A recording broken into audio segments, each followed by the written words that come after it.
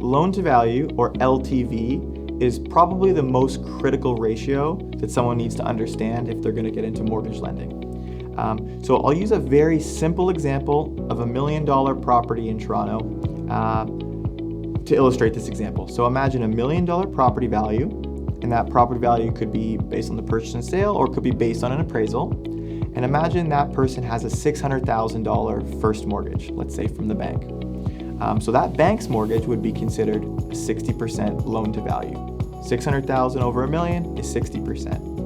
Now imagine that same scenario, and we're adding a $100,000 second mortgage to that property.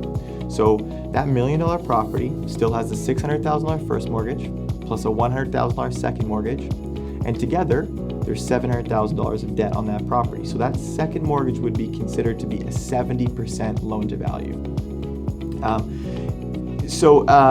Why this is important? It's a simple metric to indicate how high or low risk that mortgage loan is. You can understand that if you lend someone 95% of the value of the property, there's a much slimmer buffer protecting your investment. If you lend somebody 60% against the value of their $1 million property, that's a relatively secure investment. You have $400,000 of homeowner equity that is buffering your investment.